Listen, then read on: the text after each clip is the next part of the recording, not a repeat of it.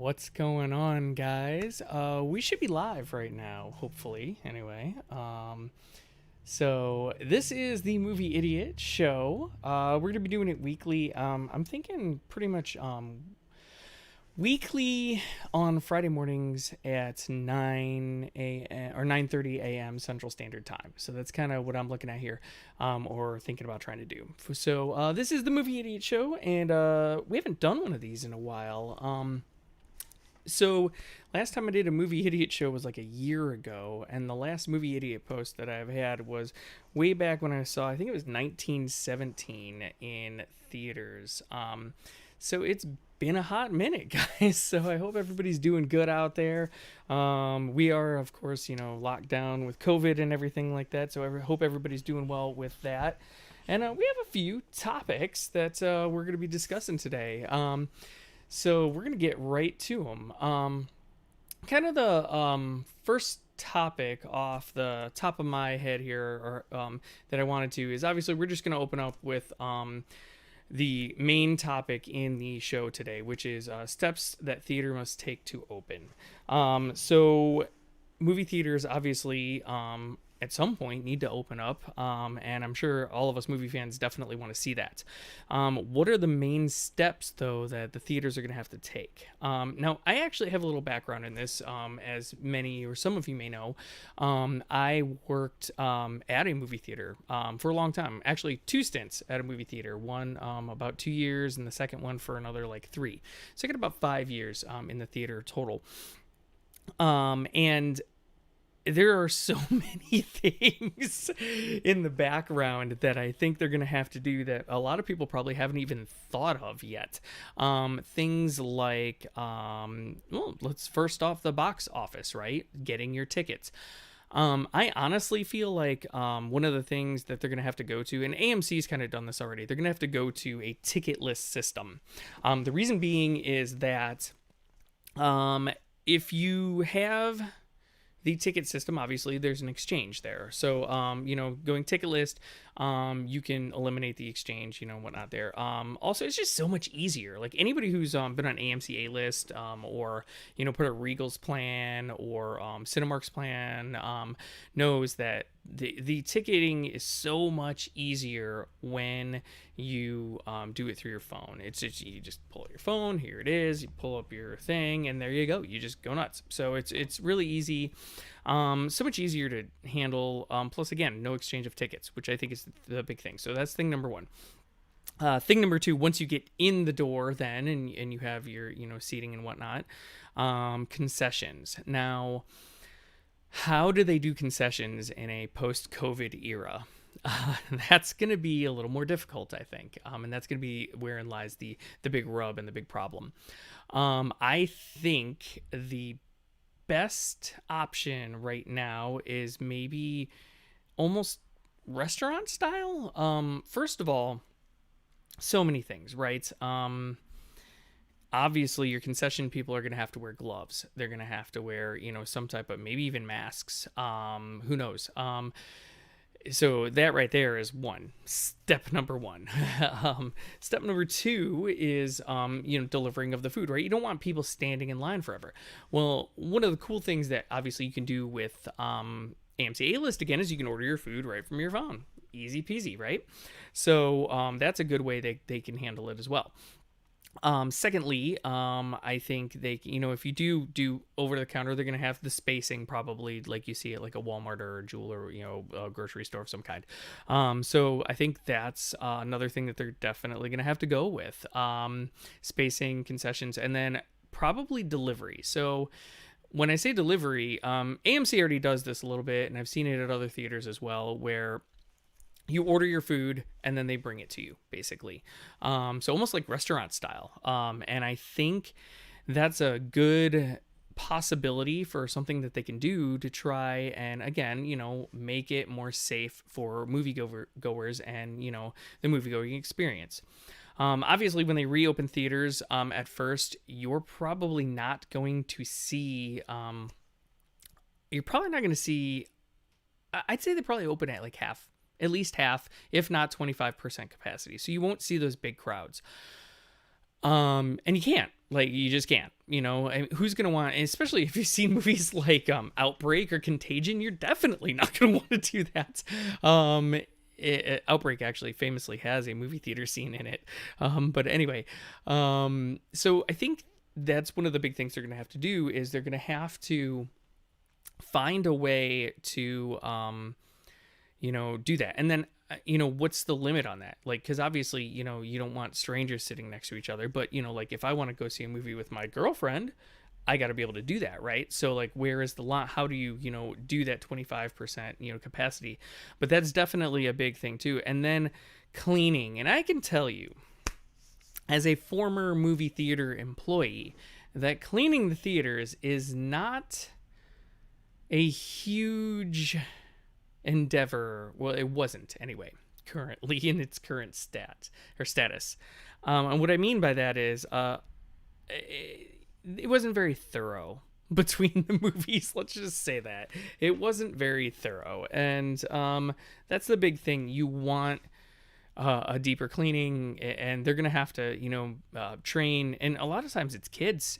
Kids work theaters, so you're 15, 16, 17, 18-year-old kids are coming in. They're not gonna be as thorough as some people, so they're gonna have to definitely train these kids and train staff to come in and make sure they really clean. And it's important because people are not going to come back. They're definitely not going to come back if they don't feel that their seats are clean and their space is clean, and they got to feel safe. So that's the biggest thing. So I think those are the major steps here. Again, ticketless order, ticketless box. So that's one. And then obviously, which also eliminates, the person, tearing your ticket at the door as well. And then second, again, being the concessions and how they handle that. And I think third, and one of the biggest ones is just 25% capacity and spacing, and it's gonna have to almost be like checkerboard, where a person can't be sitting next to you or behind you, so it's almost diagonals. I think is probably the best way to do it, like a checker or chessboard. I off the top of my head, those are probably the best ways that I see to do it. And again, this is just my experience at a theater and the things that can be done. Obviously, masks will be a thing. Like I've thought about, maybe they could put like plexiglass in between all the seats, but I feel like that's probably a little too much. So yeah, I'm not gonna go with that one. So, but anyway, what do you guys think? What steps do you guys think they're gonna take to reopen theaters? What would you like to see? Put your comments below. Comment below and let me know your thoughts on the subject. And yeah, so let's move on to kind of piggybacking off of that. Actually, our next topic. And this one comes from Variety, variety.com. And one of the big things, one of the big stories in variety.com, is the movie Tenet. Now, I don't know how many people, know of the movie Tenet. Tenet is Christopher Nolan's big movie coming up. And the release date, let me see here just a second. I believe it's in July 17th, actually. Tenet, Mulan, and Wonder Woman are the three remaining big blockbuster movies that are going to be coming out. And Tenet currently is the first on July 17th that still remains. So the big thing is, A, will this movie release on time? And B, in this article on Variety, Nolan is saying that he wants Tenet to be the movie that brings people back to the theater. So it basically, what it's saying here is that, hold on here. Sorry, I lost my quote. Give me 1 second. Here we go. So it says, Chris would really like to be coming out with the film that opens in theaters. And he says, this is IMAX CEO Richard Gelfond who is saying this. And then he says, I don't know anyone in America who's pushing harder to get the theaters reopened and to get his movie released than Chris Nolan. And the big thing, again, is Nolan wants Tenet to be that tentpole film that brings everybody back. And I couldn't be more psyched. Tenet looks amazing. If you have not seen the preview for it, it is phenomenal. So definitely check that out if you haven't already. And it's Nolan, you know, I mean, come on, Dark Knight, Inception. And if you go back a little bit farther, he's got some pretty cool movie. Memento, I think, is one, and then I'm forgetting the name of the other one right now. But dude, Nolan is nothing but gold. Like, that's what he does. So to have a Nolan movie open up and reopen theaters, I feel like is a very good start, and I'm very excited to see, you know, this movie Tenet open up theaters, get people back in, because I think initially when theaters reopen, they're probably going to kind of try to reopen with older films, you know, maybe like an Avengers, Infinity War, Endgame scenario, something like that. You know, just hey, come see our movies. You know, here's Avatar. You know, come see it again. Come back to the theaters. Let's do this movie theater experience again. You know, but Tenet is going to be the one, and hopefully, if Chris Nolan gets his way, is going to be the one that really kicks that door open and says, okay, it's time. It's time for the real movies. It's time for the new stuff. But what do you guys think? Are you guys excited for Tenet opening up the theaters? Are you guys happy that Chris Nolan is sticking to his guns? Because it's a bit of a risk for the theaters. Well, not for the theaters, but for the studios to, I think it's Warner Brothers actually who's doing Tenet. So it's a bit of a risk for Warner Brothers. But honestly, I feel like it's a risk worth taking, I feel like. So what do you guys think? Comment below. Let me know your thoughts on that. And yeah. All right. So that brings us to our next topic, which I had a few topics I asked on Facebook the other day for some topics for the show today. So I wanted to go over a few of these. So I'm going to read off here. So David wrote in, and he said, well, this would fall under the worst, or why did I not turn that off after 30 minutes of suck movies? My suggestion is Lighthouse. I still have no clue what or why I watched. So Lighthouse, if you guys don't know, is a movie starring Robert Pattinson and Willem Dafoe. And I do have to admit, I have not seen Lighthouse as of yet. But I've heard a lot about it. And the big thing with Lighthouse is apparently it's very strange. And by strange, I mean weird. And by weird, I mean, like he said, what the fuck is basically what it boils down to. So, yeah, I mean, David, I'm actually planning on checking that movie out. It's on my list of movies to see. I also need to, so there's a lot of movies that came out last year that I want to catch up on. So Lighthouse is one, and then the one by the director from Train to Busan, God, I can't think of it right this second. Parasite, that's it. Parasite is another one, and I definitely have a few on my list to check out, but yeah, that's one of them. So, David, yeah, I agree. I'm still gonna watch it because I also heard, even though the movie's very weird and very strange, I've heard that the movie also has amazing actor performances from Willem Dafoe, of course, who's one of my favorites and is amazing, and then Robert Pattinson, which is going to be Batman. Robert Pattinson is your new Batman, and I want to see some of these other movies that he's done other than Twilight, you know, where, you know, he's you know, showing off these acting chops. He's definitely made a name for himself in a lot of the indie films out there. So I'm definitely very curious to see, you know, him show off the acting chops a little bit in Lighthouse and check it out, even if the movie isn't such a good movie. And then we actually had somebody comment on that. Eric said, I just ran into that situation with Last Blood. First hour was just horrible, and the ending was brutal. And the ending was the brutal Rambo I wanted, but only for about 15 minutes. The last Rambo movie was actually really good, so I had high hopes going into the final movie. So that's another one that I have not caught up on yet. Man, I feel like I'm way behind. Yeah, I've also heard the same thing about the Rambo movie. Yeah, so I actually liked the previous Rambo movie as well. And I think that came out in like 2008, somewhere around there. And Eric, yeah, I agree. I think the previous Rambo movie was pretty good, and this one is one that I kind of want to see. It had the previews had that kind of Logan feel to it, which I thought was awesome. So it's kind of a movie that's definitely on my list to watch. So I'm gonna have to check that one out as well, Eric. Yeah. Sorry, I'm a little behind on my movies, guys. And we're in lockdown, and yet I'm still not caught up. Go figure. But yeah. Let's go on to our next comment here and our next topic. Speaking of Eric had chimed in with this topic. Good topic might be the delay situation, which we'll be running into soon enough, and sort of a sad topic, but an important one, which we actually covered right away from the beginning. I actually wanted to cover this next one that Eric said. Eric wanted me to compare R-rated comedy versus PG-rated comedy, and same for horror. They should just all be R ratings. Eric and I have had this discussion before. This is not a new one, and it's a good one. I disagree. I disagree. There are plenty of PG-13 comedies that are amazing, and there are plenty of R-rated comedies that are amazing.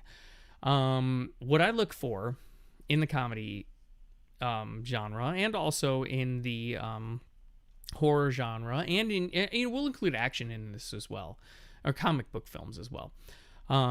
So does the rated R rating contribute to the story more than the PG rating? I mean, let's face it, in PG-13, you can say fuck one time. You can't see a lot of blood. You obviously can't see boobies. Okay. So that's right there. A lot of people are like, I'm out. Peace. See ya. But, in reality, do those things contribute to the movie in a way where they're needed? And that's the big question. And that's what I look at on whether something should or shouldn't be PG-13. Deadpool's a big topic right now because Deadpool obviously is now owned by Disney, and there's a big internal discussion at Disney on whether they're going to make Deadpool part of the MCU or not. And Disney, their former CEO Bob Iger, is on record saying that if a movie is in the MCU, so the Marvel Cinematic Universe, that movie will be PG-13 or below. They have a branding thing. They want to make sure that, parents can bring their kids to the MCU movies. They don't want any confusion.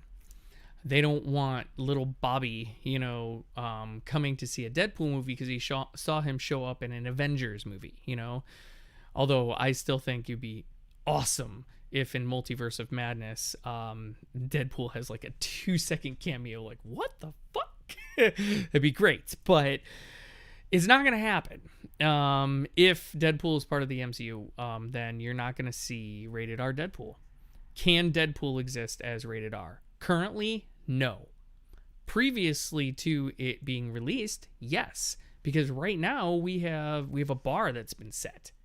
So yeah, you can't have Deadpool rated R now, or sorry, rated PG-13 now, because everybody's seen rated R Deadpool. They've seen what it could be and what it could do. But if they had already done it and done it well in PG-13 format, I mean, you can do a lot. It's like the Hitchcock theory, right? Alfred Hitchcock is one of the greatest horror movie genre directors of all time. And what made him so great is his ability to get you to use your imagination. People to this day still think that the shower scene in Psycho is in color. To this day, many people think that. It's all in black and white, but a lot of people think it's in color because of the way Hitchcock was able to get you to use your imagination on what's happening. The Dark Knight has the scene, why so serious? And he cuts the dude's mouth, Michael Jai White. He cuts his mouth, except you never see it. It's all in your head. And it's kind of like a good book, right? Your imagination is more powerful than the images they're going to show. And on top of it, your imagination is going to make it up in a way that you perceive it to be better. than any vision that a director, because a director isn't going to be able to get into your head and show you what you'd want to see. So your imagination makes it up. So in some ways, I actually think that PG-13 can be better in some ways just by that. That being said, there is definitely something to be said about the R-rated comedy versus the PG-13 comedy, which is something that Eric was talking about. For instance, I recently watched a movie called A Good Old Fashioned Orgy, which I fully recommend, by the way. It's amazing. But in this movie, you cannot do this movie. It's kind of on that par of, Zack and Miri Make a Porno, right? You cannot do a movie called Zack and Miri Make a Porno or A Good Old Fashioned Orgy in PG-13. It just is not going to have the same effect. The nudity, for one, is actually part of the narrative story, and it helps show the director's vision, the writer's vision, and what they are looking to do, which is why it needed to be rated R, and it should have been. Now, other movies, could they have gotten away with PG-13? Yeah, I think so. I mean, look at a movie like American Pie, right? So American Pie was rated R, obviously, right? Most of the jokes in American Pie, most of the humor, honestly, could definitely have been PG-13. It could have. I fully, firmly believe that to my core, that American Pie could have been PG-13. The nudity wasn't really necessary. They never showed his dick, right? So, like, the big scene where he's got the pie on there, they never show his penis. So, because of that, it's not required to be rated R in any way, shape, or form, in my opinion. So I would say that, certain comedies definitely can be PG-13. You can use imagination to fill in the blanks. And honestly, your imagination is probably going to work a hell of a lot better than the vision of the director. The one scene where, he's in the bedroom with the girl in American Pie. I mean, yeah, you see her boobs, but do you really have to? Is that required, or is it just really fun? That is the question, right? So I think if it's part of the narrative story, if it's part of the narrative, like, again, A Good Old Fashioned Orgy or Zack and Miri Make a Porno, those are about porn. Well, one's about porn and one's about an orgy. That's part of the narrative story of the comedy, so definitely yes. In, like, American Pie, I don't necessarily think it's required. They could have definitely gotten away with PG-13 in that. So it really depends on the vision and what the director is trying to convey, in my opinion. So anyway, very long answer to Eric's topic, and that was a great topic, man. And Eric and I discussed that before, actually, a couple of times. So let's see what else we got.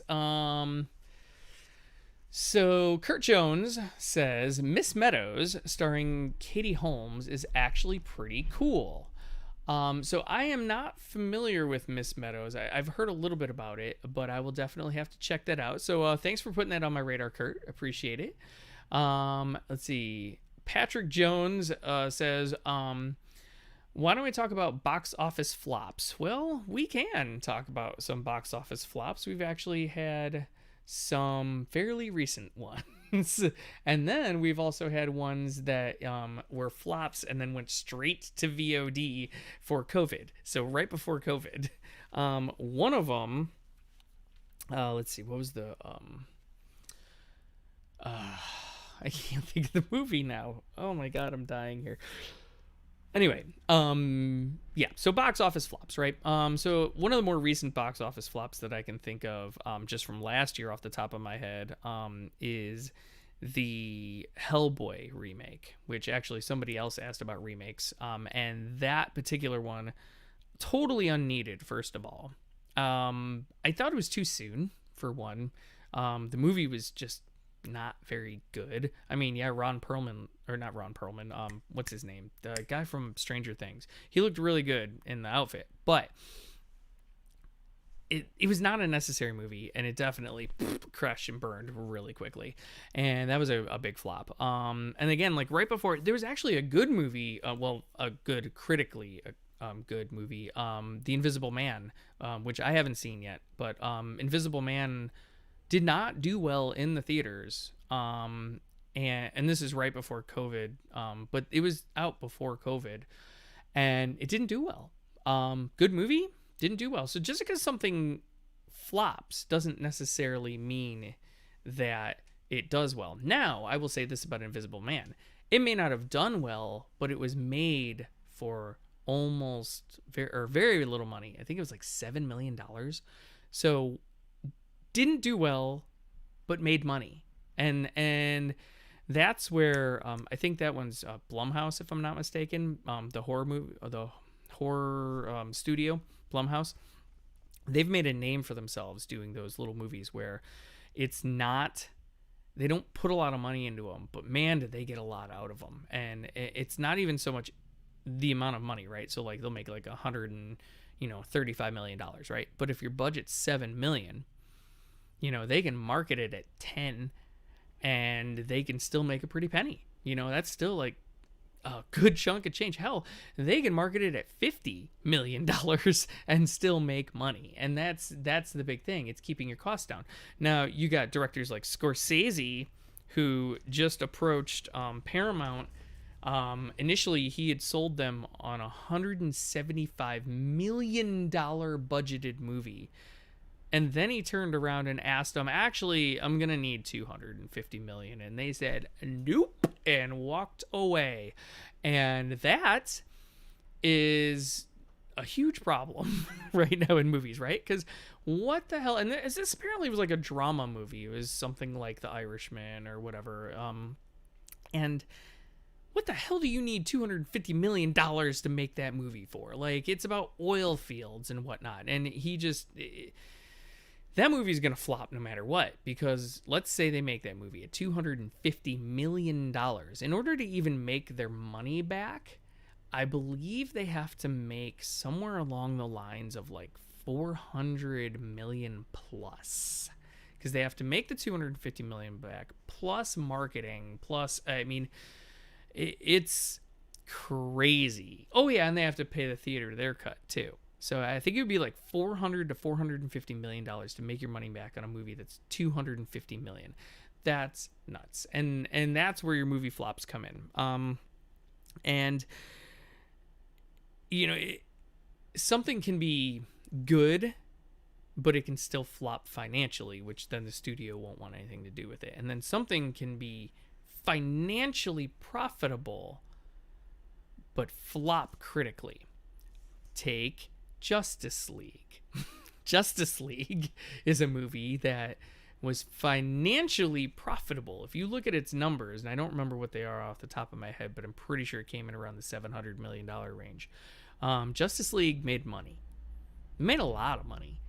But critically, that movie got destroyed.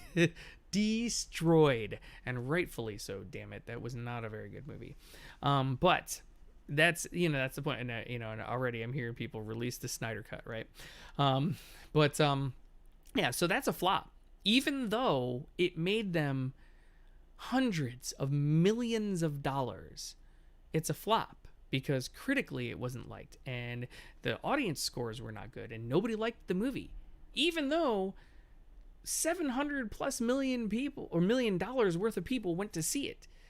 That's crazy. And so there's your kind of two definitions of what a flop can be. By the way, the question about a flop was sent in by Lauren, or I'm sorry, that was Patrick Jones. My bad, Patrick. So then Lauren wanted to know, how do you compare different remakes? Well, I mean, I think you need to be a little more specific. I think there's so many movies right now that are made that people don't even know are remakes. So like, look at like A Star Is Born, right? A Star Is Born has been done 3 times. 3 times. I believe the first time was Judy Garland, the second one was Barbra Streisand, and the third time, obviously, Lady Gaga. So most people don't even know that it's a remake, So in that case, I think that's a good remake. There's been plenty of time between first to second and second to third. And I think that's a good way to do remakes. I just talked about Hellboy recently. There wasn't plenty of time between the most recent Hellboy movie and the current Hellboy movie that just came out, and it showed. I think that was a huge mistake on their part, and they shouldn't have done that, in my opinion. So there's that. Yeah, so it just depends. Again, like, you gotta give me a little more context than compare remakes, right? If you want me to compare the movies, to other remakes, I mean, again, the Hellboy one was a terrible, terrible remake. We got Batman coming out. Is that really a remake or a reboot, though, of Batman? And that's the other thing. What's the difference between a remake and a reboot, right? You get movies like, for instance, the Disney remakes right now, the live-action remakes. I, for one, liked The Lion King. I thought it was great. Is it as good as the cartoon, the original? No, of course not. Nothing will be as good as that. But was it pretty damn good? Yeah, minus the Beyonce song, which they could have taken out. But other than that, that movie was pretty damn good. And, it's funny because everybody calls that live action. That movie was 100% animated except for the first scene. That's it. Just the sun coming up. That is the only real recording in that whole thing. So that's a great remake in my opinion. I thought the Aladdin remake was really good, and that was an impossible remake. Their job was to try and replace Robin Williams as the genie, and Will Smith is no Robin Williams, but I thought he did very well. He made it his own, a couple of homages to Robin in there. I thought it was very well done, and I think, again, when doing remakes, you just have to be careful on how you do them. And that's kind of the important thing. And when. How and when. The big thing, again, with Lion King and with Aladdin and even Beauty and the Beast, which was not that good of a remake, in my opinion, was the time that's passed. The longer the time has passed, the better odds you have of having a really good remake, in my opinion. So that's kind of where I'm at on that. So, I don't know, but let me know what you guys think. What do you guys think are a good remake? Let me know in the comments below, man. I'd love to hear your guys' take on what you think a good remake is and what you think a good remake is not. Let's see if we have any more comments here. Nope, and that's it for comments and topics for today. So I think that's a pretty good show here. And Rick Foster chimed in here. I see you here, Rick. Rick said, hey, Mike. And he said, he's an excellent actor. He's excited for Tenet. Yeah, Robert Pattinson, man. That guy, he went from being the Twilight boy to being just a stud actor. Just unbelievable. And when Batman comes out, Tenet first. When Tenet comes out, everybody's going to see that. And then I think when Batman comes out, that's when really everybody's going to see it. And they're going to see how far this guy has come from Twilight. And I don't think it's fair. I knew Robert Pattinson was a great actor. It's funny enough. This is not a movie that most people would list, but the first movie of his that I saw after Twilight was a movie called Water for Elephants that he did with Reese Witherspoon. Not the greatest movie. It's pretty good, but it's not great, in my opinion. But I thought he was awesome, and I thought he almost carried that movie. I think Reese Witherspoon's a very accomplished actress, and he held his own and then some. And I think right then and there, I knew that eventually this guy was going to come back and really show everybody that he's not Twilight anymore, I really can't wait to see the Batman. I hope that he packs on a few pounds. It's my one thing with him, is I hope he fills out a little bit more. But other than that, I'm very excited to see what he can do. So, anyway, that will do it for today's movie idiot show. So again, I think we're gonna do them once a week. I'm looking at every Friday at 9:30. I'll have a little more production for you guys next time. I kind of threw this one together just because we were getting back on the horse a little bit, So I kind of threw this one together a little bit. But next week, I think we'll have a lot more production value and everything. So bear with me, guys. I'm kind of getting back into this. Rick Foster comments really quick. He was good in Water for Elephants, another movie called Remember Me. I've not seen Remember Me. I did see one. Let me look it up really quick here. I saw a movie. It was really good. You should just always leave a Google window open here. Robert Pattinson movies. Boom. All right, pulling it up.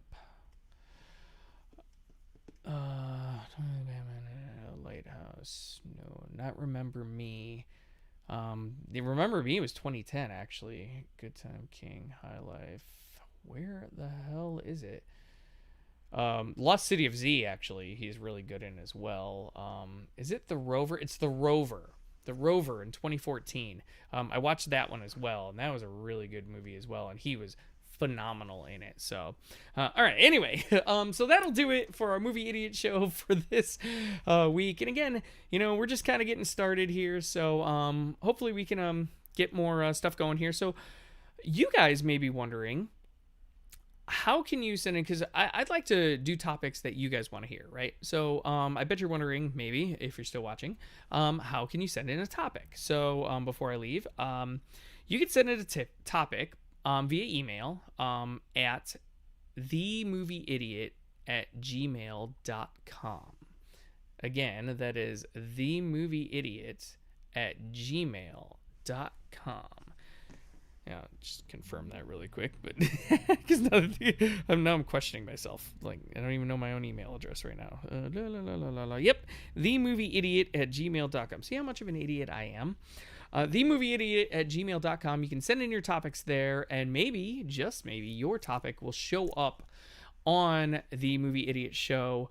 Again, I want to thank you guys for watching, and people who chimed in with comments, and also people who sent in topics on Facebook as well. And you can hit me up at Movie Idiot on, I think it's at Movie Idiot. Hold on here. Yeah, Mike, got your stuff together. Check this out. Hold please. Movie Idiot. Here we go. At Movie Idiot 1. So at Movie Idiot 1 on Facebook as well, you can do that. I believe also at Movie Idiot 1 on Twitter. If you wanted to hit up Twitter as well, you can send in comments that way as well, and topics as well. So again, that will do it. Thank you guys again for checking out the Movie Idiot show this week. Appreciate it, and I hope you guys have a great week, and we will see you next week. Next Friday at 9:30 a.m. Central Standard Time. Until then, bye-bye. Have a good one.